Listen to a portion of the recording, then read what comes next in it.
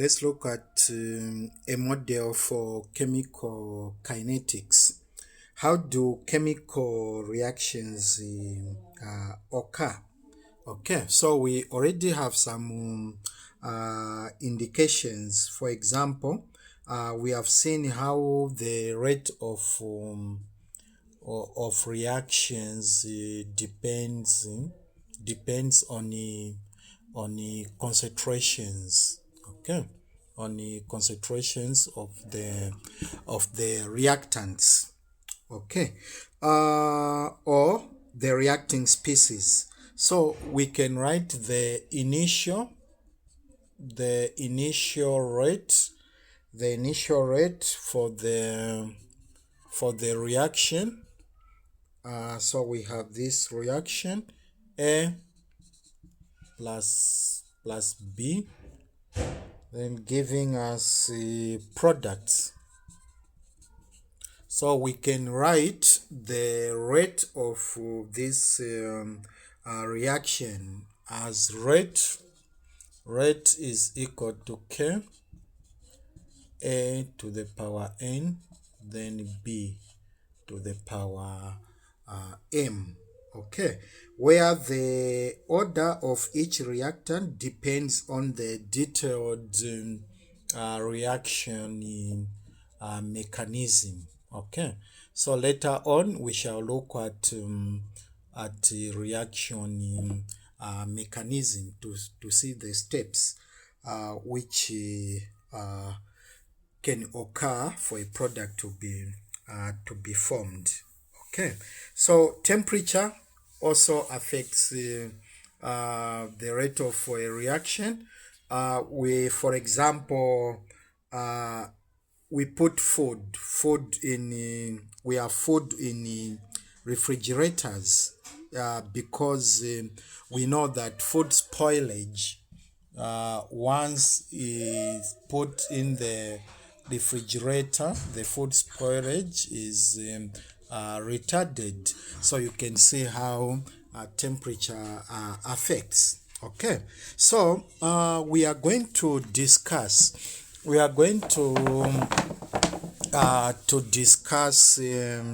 a model used to account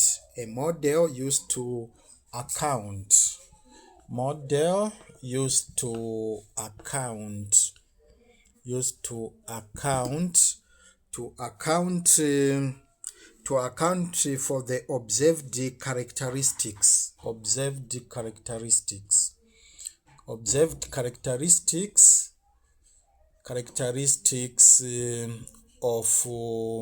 of reaction rates. This model is called the collision model, which is built around the central idea that molecules must collide. Molecules must collide to react. Okay, molecules must collide to react. So we need to consider whether this model can account for the observed temperature dependence of a reaction rate. Okay, so we shall look at the Arrhenius equation. So let's look at the Arrhenius equation. We look at the Arrhenius equation. The Arrhenius equation. Okay, the Arrhenius equation. So the Arrhenius equation is given as K is equal to A E to the power EA over RT. So this is the Arrhenius equation. So A is a number, this A, okay? A is a number. A is a number that represents, A is a number that represents the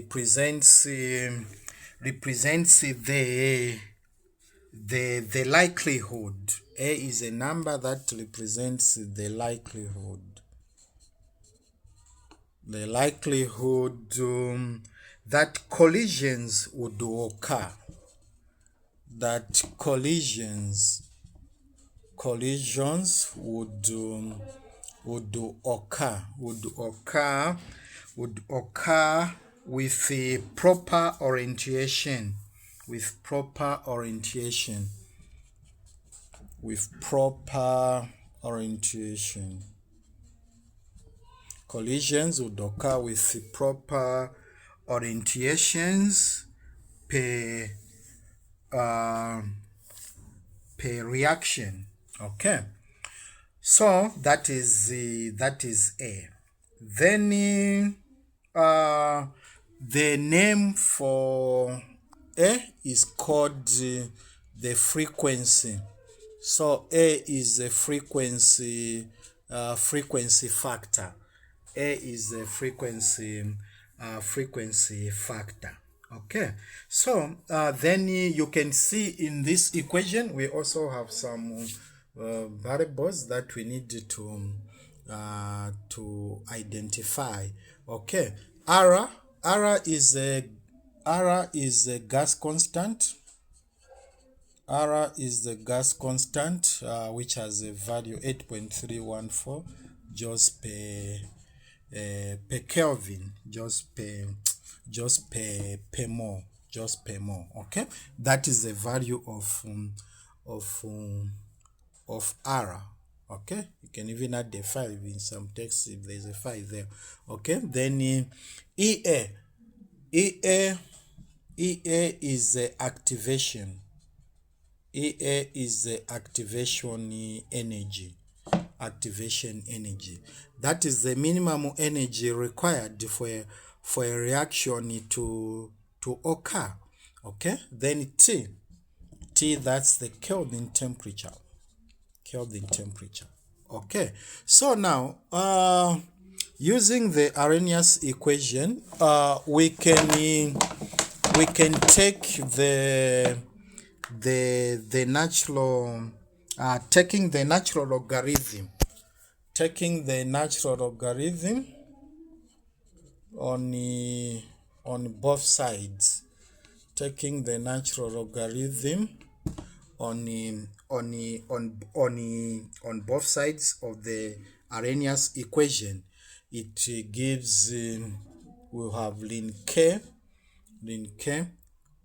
We know K is a rate constant. Okay, then K is equal to negative ER of negative EA, that is activation energy over R, then 1 over T plus ln A. Okay, so that is the Arrhenius equation. So clearly you can see that Arrhenius equation is a linear equation of the form y is equal to mx plus b.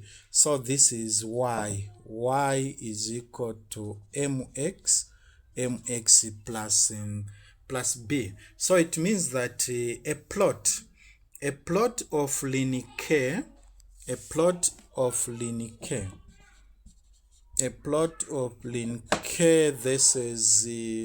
this is 1 over t. 1 over t gives a straight line. Gives a straight line of slope. Gives a straight line of slope negative ER, negative EA over R, activation energy over r with the intercept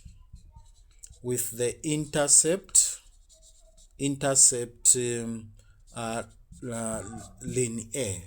Okay, so we can calculate the activation energy using the Arrhenius equation. Okay, so the fact that most rate constants obey the Arrhenius equation to a good approximation, that indicates that the collision model for chemical reactions is physically reasonable. Okay, so we can have an example. Let's see how we can use this equation, the Arrhenius equation. Okay, so for the reaction example,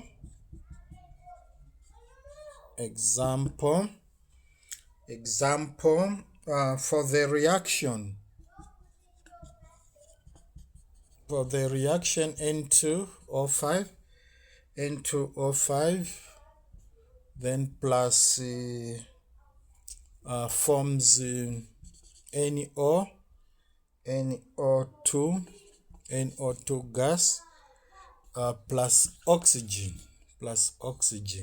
Okay, for the reaction N2, that is nitrogen pentoxide, then plus oxygen forms nitrogen dioxide plus oxygen, was studied at several temperatures.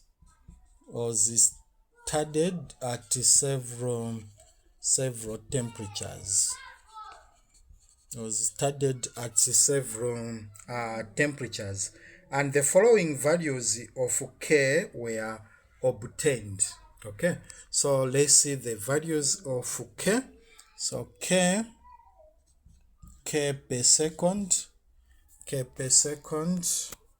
then time, then we have temperature in degrees Celsius. Okay, so K we have 2.0 times 10 to the power negative 5 at 20 degrees Celsius, then 7.3 times 10 to the power negative 5 at 30,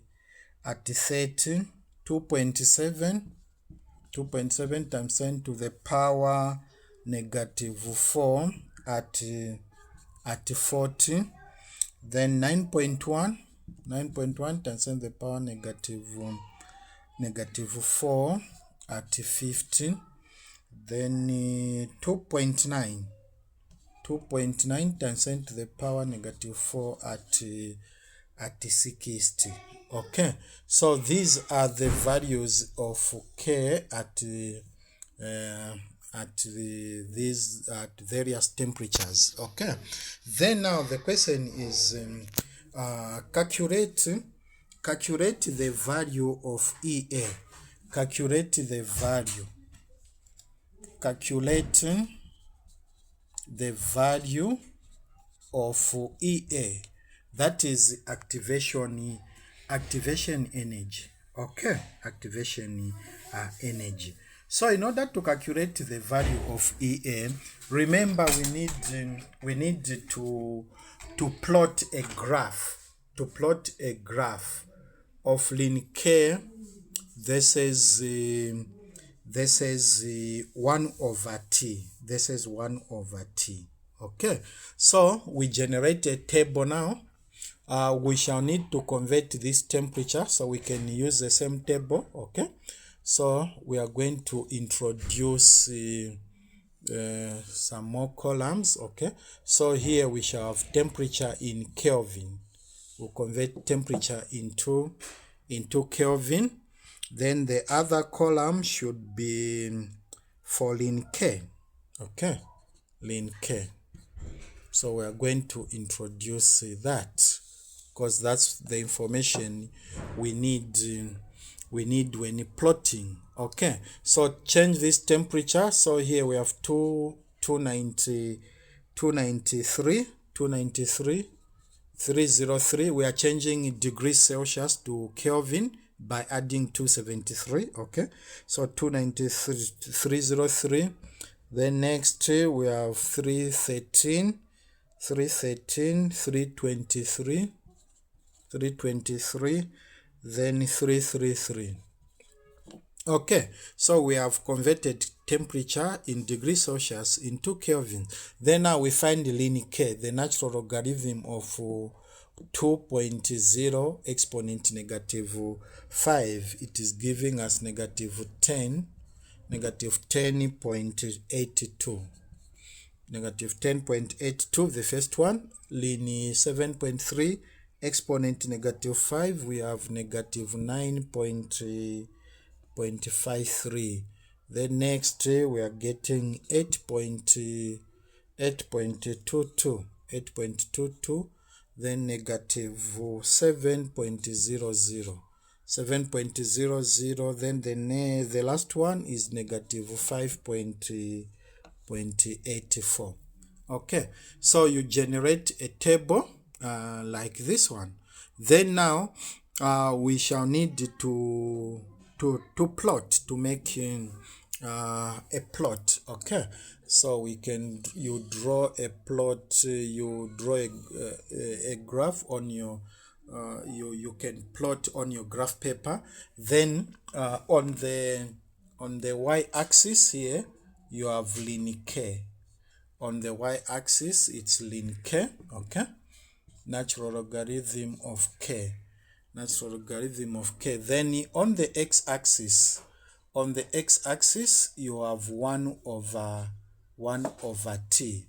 These are the values. Okay, so now you need to plot these values. Okay, so for in K we are starting from, you can see the smallest number is negative 10, so we can start from 11. Okay, negative 11, going up, it increases. Negative 11, negative 10, negative 10, negative 9, negative 8, negative 8, negative 7, negative, it goes all the way up to negative 6. Okay, so you do this on your graph. Okay, so that is for the y-axis. Then x-axis, we have these numbers, so you need to come up with a proper scale. So what we need, since we have converted the temperature into kelvins, then now what you need to do, you also need this 1 over t. Okay, so you find now the inverse of the temperature in Kelvin. That's the one that we shall use now. Okay, in our graph. So you find the temperature. So 1 over 293, 1 over 293, you get 3.41 times 10 to the power negative 3. Okay, then 1 over 303, you get 3.30, 3.30. All these numbers are to the exponent negative 3. Okay, then the next one will be 3.1, 3.10, 3.19, 3.19, that is 1 over 313. Then followed by 3.10, 3.10, then 3.00. Okay, so these are the numbers to now use on the graph you plot. Okay, so the first one, we can plot, maybe we use 3.00 here.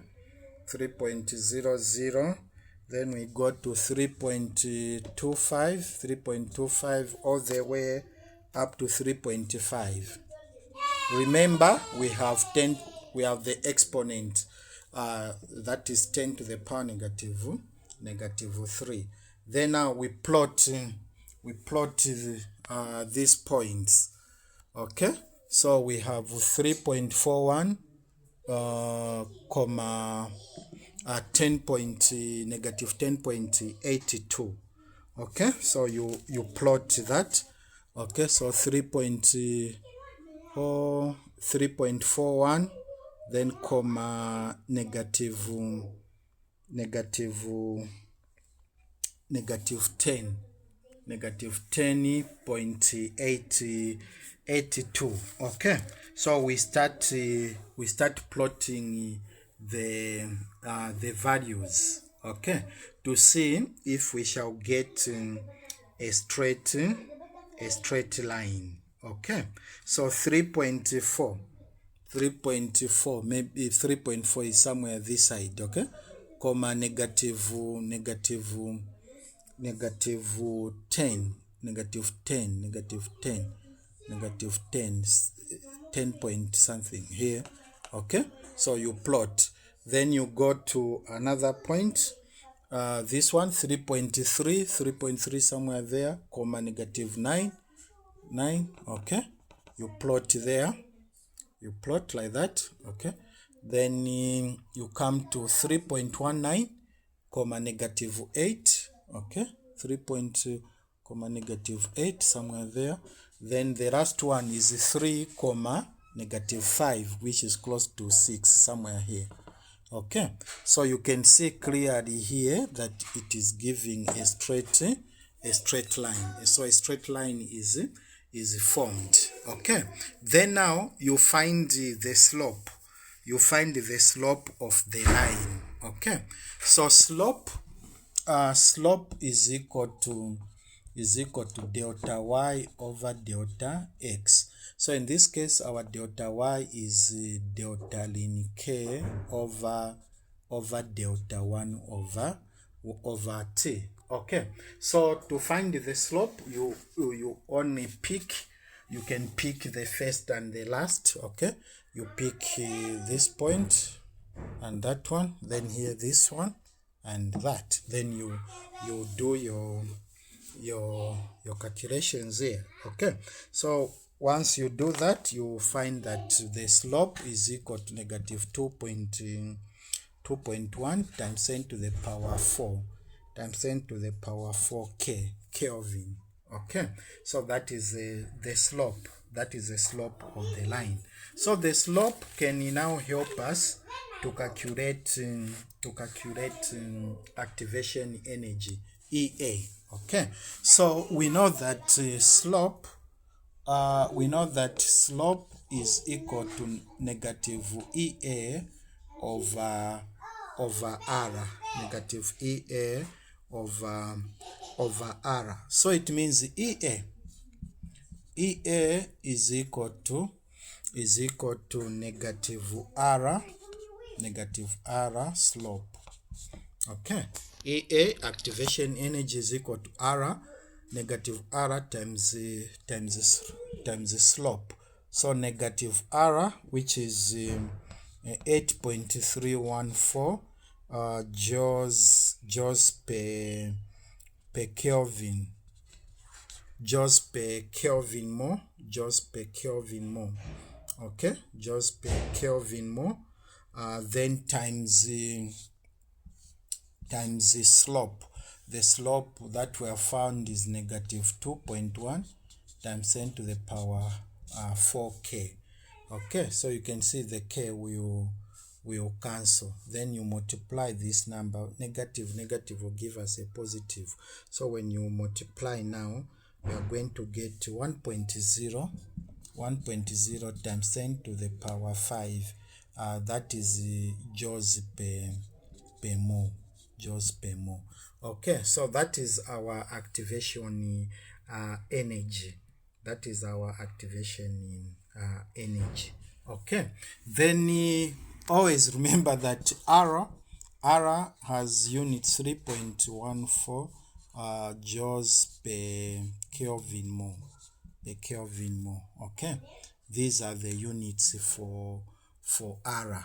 Okay, for R. Then sometimes we can be only given two values of K and two values of temperature. We can still use that information to calculate the activation energy when the rate constant, two rate constants, and two temperature. We can still calculate the activation energy. Okay, so we can modify our equation since equation is ln K equals to EA R1 over T plus ln A. Okay, so we can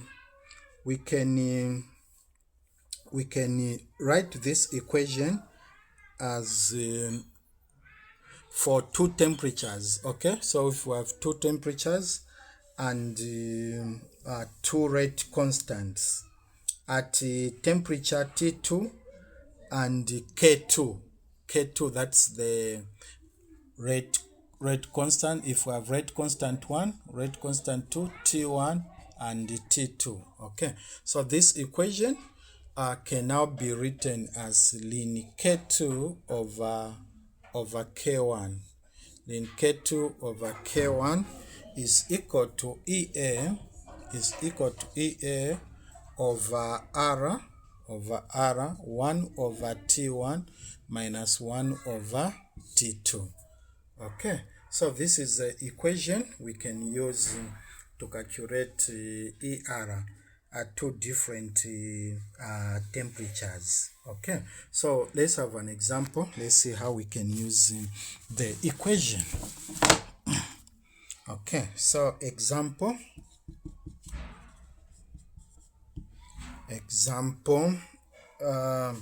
a gas phase reaction. A gas phase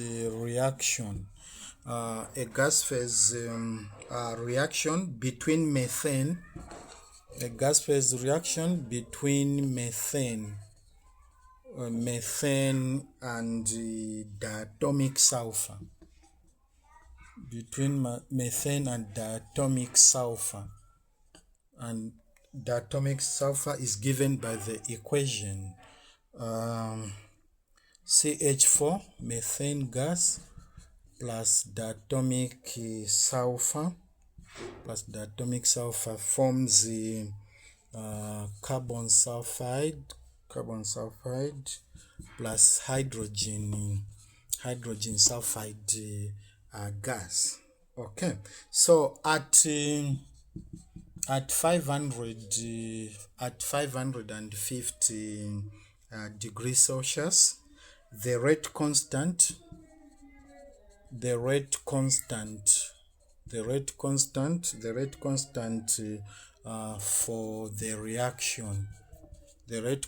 for the reaction is 6.4. Is 6.4 liter per mole second. 6.4 liter per mole second. Okay, then and at 625 degrees Celsius, the rate constant for the first one, let's put 1.1. okay, for the at 550, it is the rate constant K is 1.1. Then at 625, the rate constant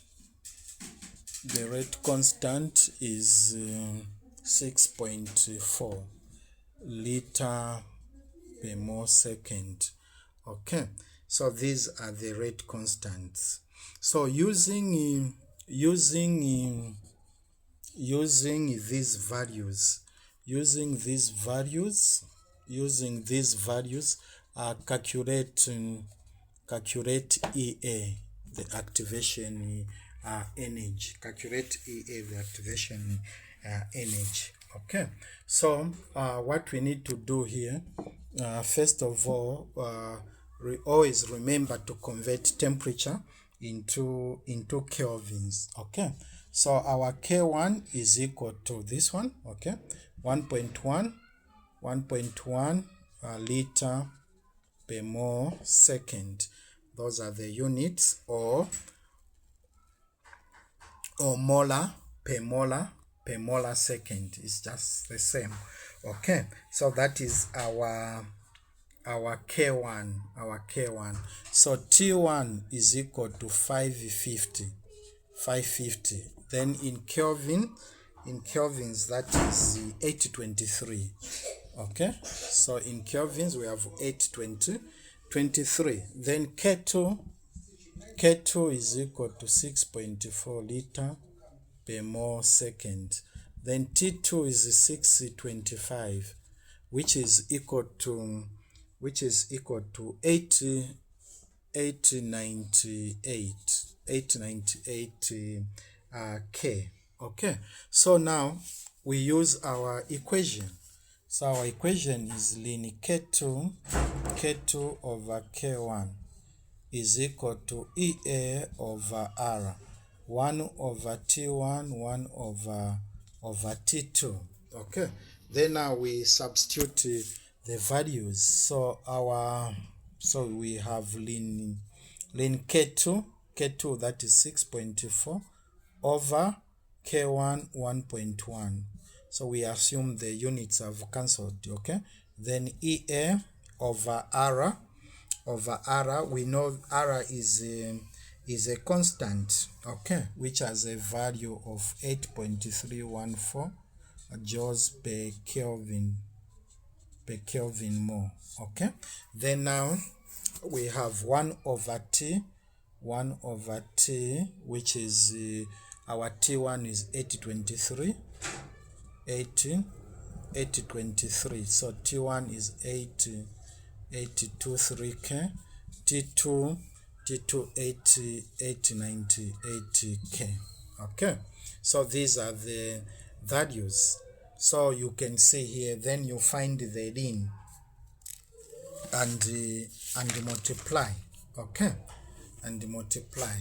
So you divide first this number 6.4 over 1.1, then you find the ln. Okay, so when you do your calculations, you are going to find EA is equal to 1.4 times 10 to the power 5 joules per mole. Okay, so that is our EA. Okay, so here you find the number 1 over this. Okay, then you cross multiply, since ln is also a number, then you find the activation energy. Okay, so that is how we can calculate the activation energy using Arrhenius equation. Okay, so we can now look at reaction mechanism. Okay, then also the other thing that you need to know is the units of K when you are looking at the units of K. Okay, so the units of K, the units of K for each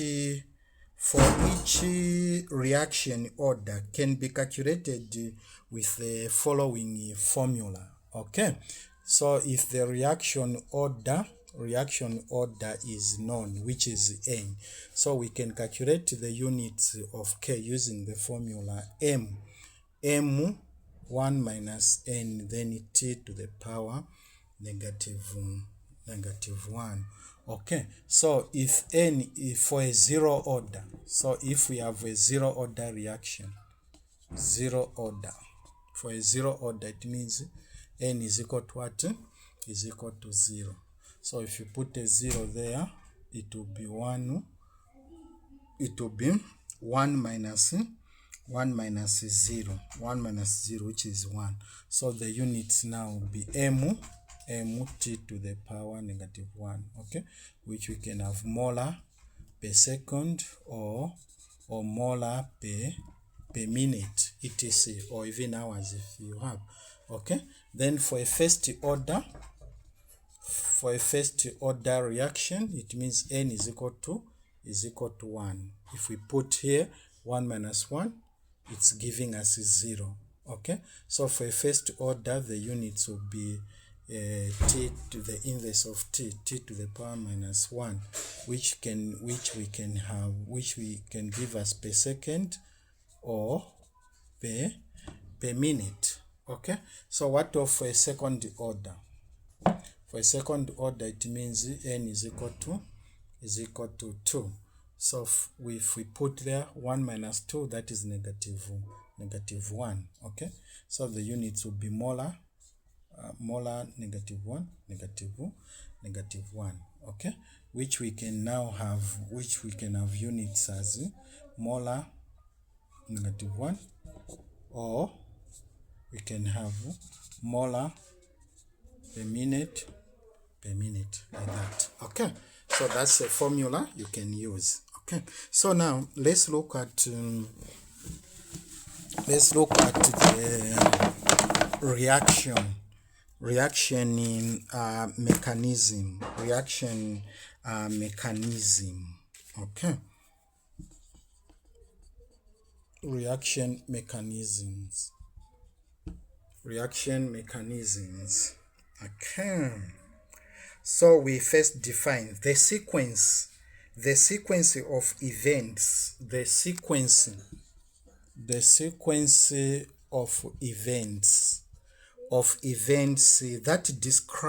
that describe the sequence of events that describe the actual process in which reactants become products is called the reaction mechanism. Okay, so here we are looking at the sequence that occurs or takes place, which leads to the formation of the conversion of reactants to products. Okay, that series is what we call reaction mechanism. Okay, so reactions may occur all at once or through several discrete steps. Okay, sometimes it can occur in one step or in several steps. Okay, so each of these processes is known as elementary. Each of these processes is known as elementary reaction, or elementary process, or elementary process. Okay, so let's look at types of reaction mechanism. So here we shall say molecularity, then elementary reaction,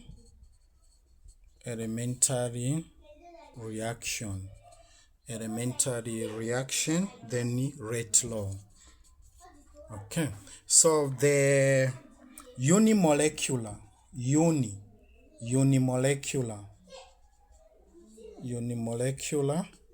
this one is involving a single reactant. Okay, so unimolecular, A forms products. So the rate law for this will be rate is equal to Ka. Okay, so we have done this. That's the rate for a unimolecular. Then bimolecular, Bimolecular, it means it's involving two reactants, A plus A products. Okay, so rate for this one, so rate will equal to K A squared. Okay, that's unimolecular. So we can as well have different species for a bimolecular. Okay, so if we have A plus B forms products, F plus B forms products, so rate in this case will be equal to Ka then B. That is bimolecular. Then we also have trimolecular or termolecular. It's just one and the same. Okay, so let's use trimolecular or termolecular.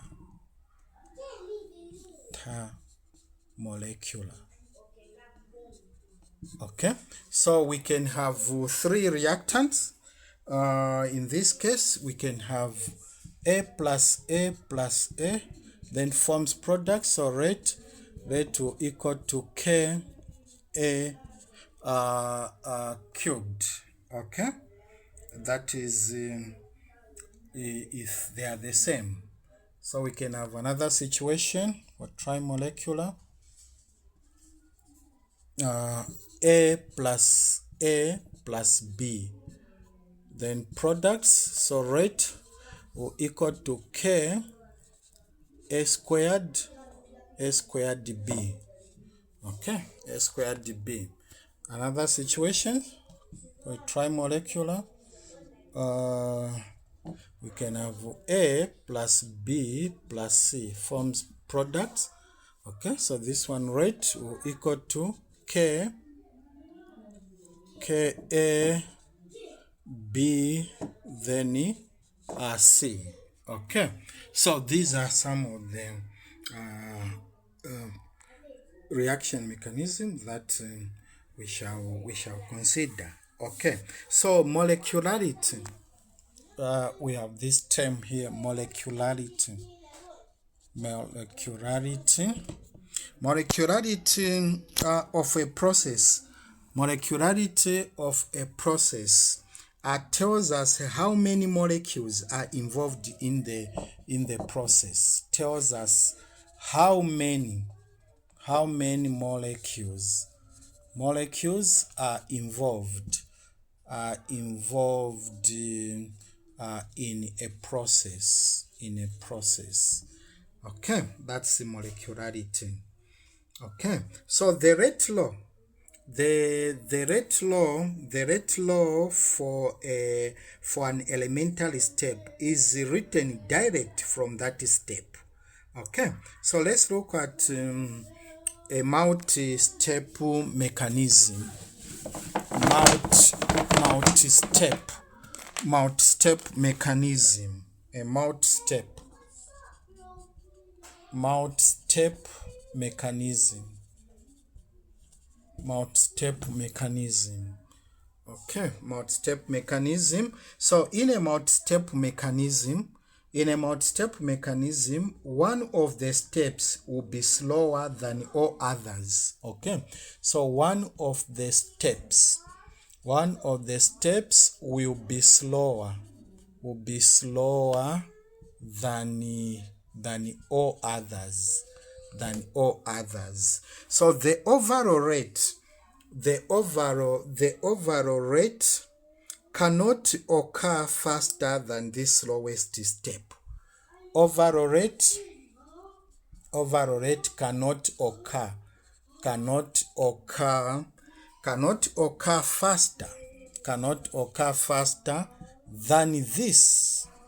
than this slowest step called rate determining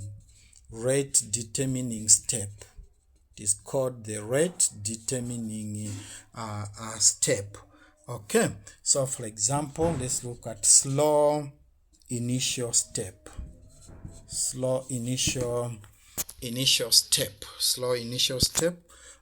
NO2 NO2 plus CO plus CO, then forms NO plus CO2. Okay, so let's look at this reaction. So the rate law for this reaction has been found experimentally to be rate is equal to K NO2 squared. Okay, so this is the rate law for this reaction. Then CO, carbon monoxide, is necessary for this reaction to occur, but the rate of the reaction does not depend on its concentration. So this suggests the reaction occurs in two steps. The reaction occurs in two steps. Okay, so a proposed mechanism for this reaction is we have step 1 and step 2. Okay, so step 1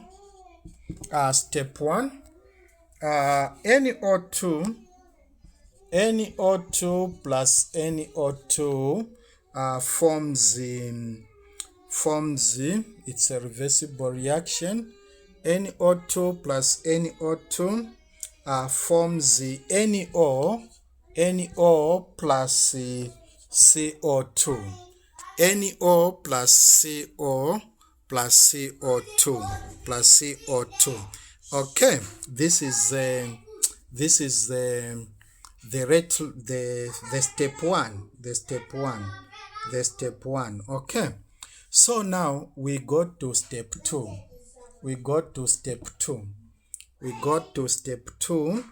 Okay, so step 2 will be NO3 plus CO, then forms NO2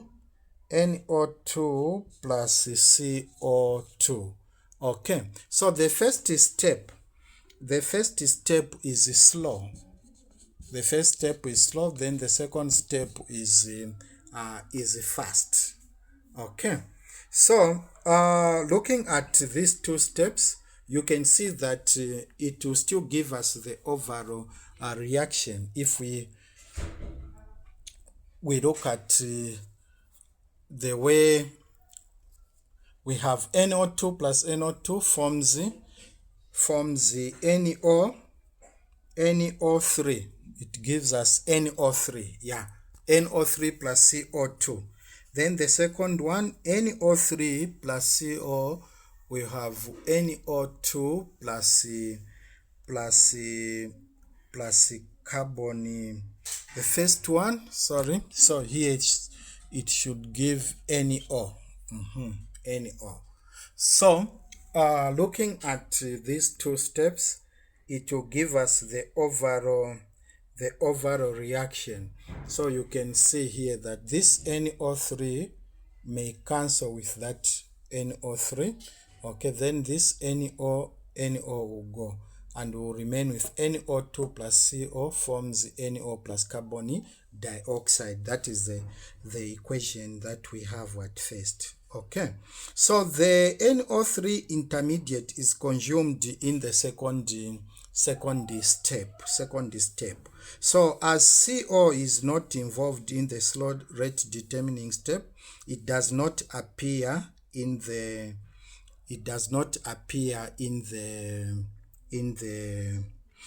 rate law. Okay, so CO does not appear in the rate law. Okay, so we can as well look at a fast initial step. Fast initial step. So let's look at this reaction. A2NO plus Br, bromine, then forms 2NO Br. Okay, then the rate law for this reaction is found experimentally to be rate is equal to K NO squared then BR2. So that is the rate for this reaction. Okay, so these processes are rare. They are rare. Trimolecular is rare, and this rate law suggests a two-step mechanism. A proposed mechanism is this one. Step one. Step one, we have NO plus BR2, then forms NOBR2. That is step one. So this first step is fast. It's fast. Then step two, we have BR2 plus NO, then it forms 2NOBR.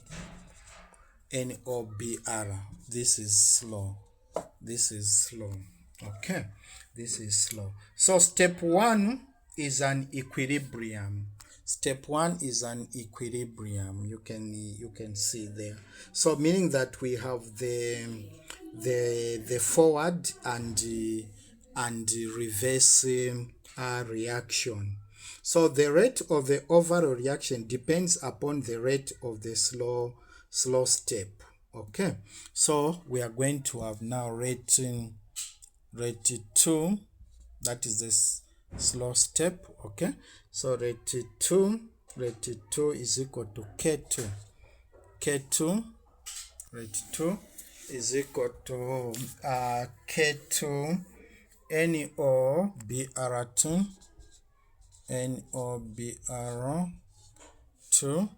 okay, NOBR2 and NO. That is the rate for step 2. Okay, then but how can we find the concentration? How can we find the concentration of NO? How can we find the concentration of NOBR2? Okay, so now we are now going to react. So NOBR2 can react in two ways. Okay, NOBR2 can react in two ways. So this one can react in two ways. So with NO, it can react with NO to form. It can react with NO to form NOBR, or by decomposition to reform NO and BR. So these are the two ways. Okay, these are the two ways. So now the reactants and products of the first step are in equilibrium with each other. So it means the rate forward is equal to rate reverse. Okay, rate forward equals rate reverse. So we are now going to write as K1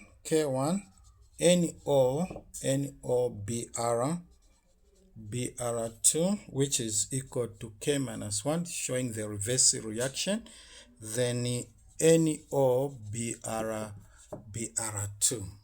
Okay, then now we solve for BR2, which gives us now K1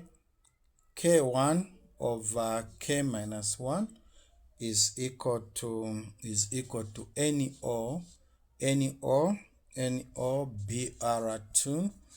BR2, which is equal to NO BR2. Okay, BR2. That is K1 over k minus 1 is equal to that. Then substituting this expression for any O, substituting now this expression for any O BR2 gives us the rate as rate is equal to K2 K1 over K minus 1 over K minus 1 over K minus 1 any O,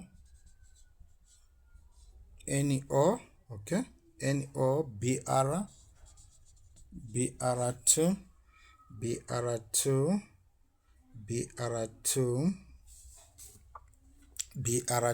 then any O. Okay, so we have NO, so which is just the same as K2, K1, K minus 1, NO squared, then BR2. Okay, so that is how we can solve it. Okay, so we also need, just briefly, you need also to talk about the catalyst. Okay, catalysts. Okay, a catalyst increase the rate of reaction. Catalysts increase the rate of reaction by decreasing the activation energy, of the reaction. Okay, catalysts also change the mechanism by which the reaction process occurs. Okay, then we also have enzymes. Okay, so enzymes are catalysts in biological systems. Enzymes are catalysts in biological systems. So the substrate fits into the active site. The substrate fits into the active site